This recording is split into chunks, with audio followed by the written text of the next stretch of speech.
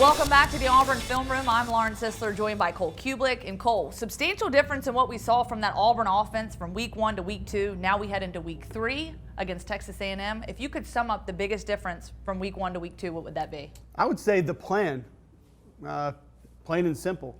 We talked a lot in week 1 about the quarterback rotation, the lack of shots down the field, and what was most disappointing to me, the reason I thought Auburn could play with Clemson, the lack of a north-south running game, attacking the middle of the Clemson defense. I thought Auburn did all those things. They settled on quarterback Shaun White.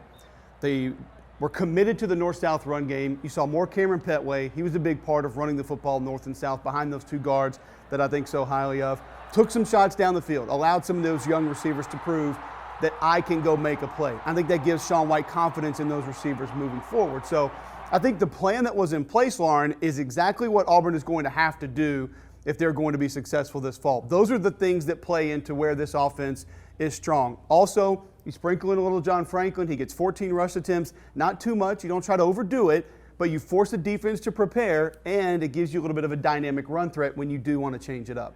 And a good example of confidence from Shaun White and able to get to Tony Stevens, a guy that really stepped up in this play that you're going to show us here, showing us that he has accuracy and he has the ability to make some of those big plays. Well, and it starts with protection, and I'll kind of talk about that a lot when we look at these highlights heading into this weekend against Texas A&M, because they bring a couple elite pass rushers.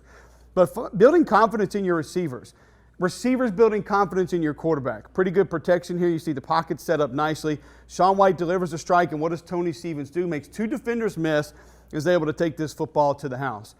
Plays like this are what Auburn receivers are going to have to do throughout the course of the year, because they're going to get soft coverage, because teams are going to try to load the box to stop the run. They're probably not going to respect the run threat from the quarterback position. You can see zone coverage here, cover 2, so 2 deep safeties. And Shaun White's going to get a nice pocket. I want you to watch both tackle positions also, because this is going to be an area of concern moving forward into this week. Robert left, widen the pocket, nice job. Golston gives up a little bit of a push, but still plenty of room for Shaun White to operate, stand confident in the pocket, step up, and deliver a nice ball that allows Tony Stevens to go make that play. Now, Texas A&M brings in 2 of the best defensive ends in the country, going up against Auburn's offensive line, those offensive tackles. What do you see in the matchup here in terms of Myles Garrett, Deshaun Hall, what they bring to the table, and how Auburn matches up with them? It's tough. If there's one advantage that I think Auburn has, is John Chavis runs to love a bare front with these guys. So a 0 nose guard lined head up on the center, and then Garrett in a 3 technique and Deshaun Hall in a 3 technique. So the outside shoulder of the guard. So both of those guys still inside the tackle. Well, Auburn has a lot of runs off tackle. We've seen a lot of perimeter runs. Kerryon Johnson had success in this game. We saw some quarterback runs that we're going to see shortly from Shaun White where they had success. The power is an off-tackle run.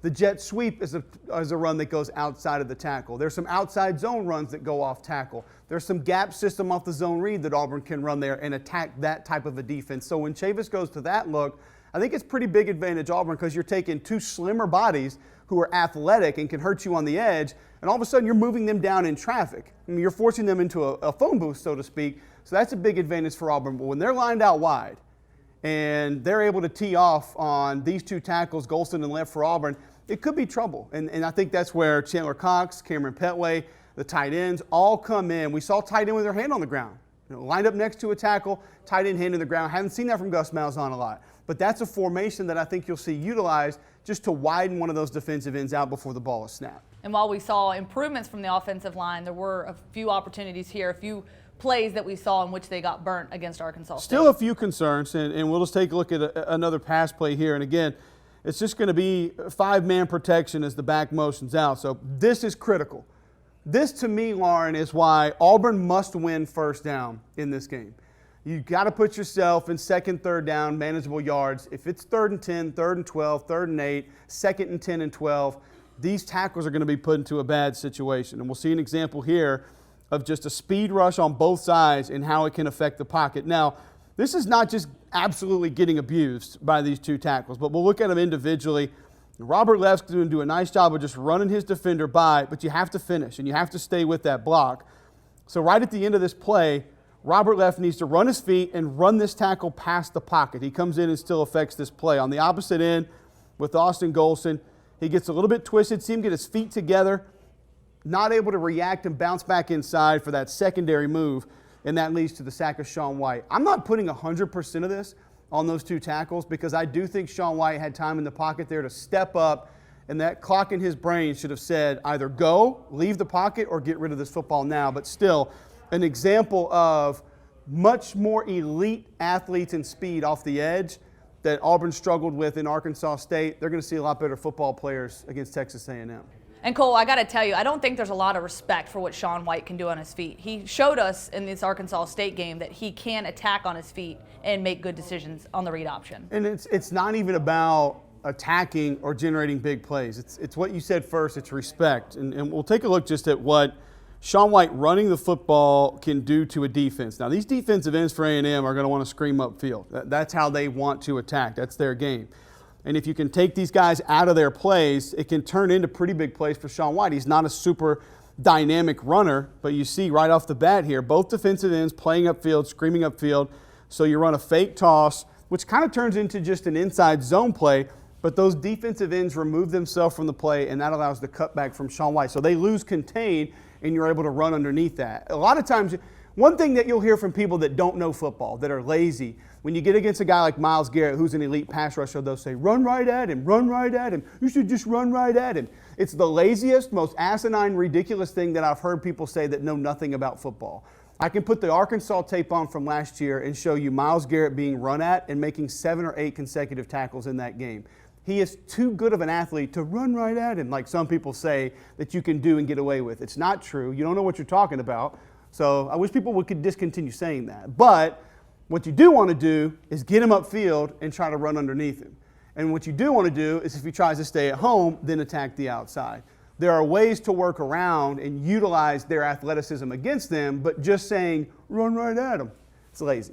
So, Lauren, while we're on Sean White running the football, and I like what you said there about he doesn't get respect and why you need to respect what he's able to do. Now, again, not a dynamic runner and not somebody that's going to bust off 60 and 80-yard touchdown runs. But if you don't respect his ability to run with the football, like you'll see the end man on the line of scrimmage crash down and try to play run, it opens up a lot of green space. Defensive end crashes down. There's a lot of space there for Sean White. Now, this is what I call stealing yards. So if you're going to overcommit, and if you paid attention to any of these last year, we talked a lot about secondary and tertiary runs and defenses not respecting those and paying attention to those. So last year, 2015 Auburn most likely is handing this football off. Arkansas State is playing the run, whether it's run through with linebackers or defensive ends crashing down, and they're going to have success on that 80, 89, 85, 90% of the time. This year, a little bit of a different mindset. If you're going to play flat down the line of scrimmage and try to take the run away, we're going to steal yards. And with Sean White, like I mentioned, he's not dynamic, but if you're an offensive coordinator and you can go steal 5 or 6 or 7 yards on first down, especially like we mentioned, must-win first down, now we're in 2nd and 3, now we're in 2nd and 4, and it gives us a lot more options in our playbook on what we're able to do on 2nd down because you don't have to worry about a play that maybe doesn't gain yards because now on 3rd down you're in a 3rd and 3, 3rd and 4, and you're still capable of opening up your playbook with a variation of plays for that particular call. So Cole, if you could pick the biggest key matchup here that goes in Auburn's favor, what are they going to have to do to win this football game? Well, I mentioned win first down. That's one. I don't think Auburn can be stuck in 2nd and 10, 3rd and 8, 3rd and 12s because then those defensive ends can tee off, and it's going to be a lot of one-on-ones because the more people you keep in to help in protection, whether it's Cam Petway, Chandler Cox, Kerryon Johnson, whoever, that's less guys that are out running routes, and then you allow the secondary of Texas A&M to win the numbers game on the back end. Auburn needs to run the football because I think Texas A&M can score points. They're high-powered offense. They're a team that will push the football down the field. Noel Mazzoni wants to be more balanced, but I think he understands we don't have a power run game yet. I got a great group of wide receivers and a pretty good trigger man with Trevor Knight who can also break you down with his legs. Deshaun Watson and Mike Williams had a lot of success with the back shoulder fade. There's no reason not to believe that they're not going to throw 20 or 25 of those back shoulder fades in this game. I think you're going to see it a lot, and they're going to take a lot of chances with it. I talked to Andre Ware over the weekend, and I said, Andre, you're a quarterback. How do you adjust to this? If someone's throwing the back shoulder fade in an accurate fashion, what can a defender do to stop this? And he said, honestly, Cole, there's nothing you can do. If the ball is thrown where it needs to be thrown, you literally can't defend it. and Texas A&M throws them. I expect them to take a lot of shots there. More importantly, though, win first down, run the football for Auburn, because then you maintain possession and you keep Trevor Knight and that Texas A&M offense off the field.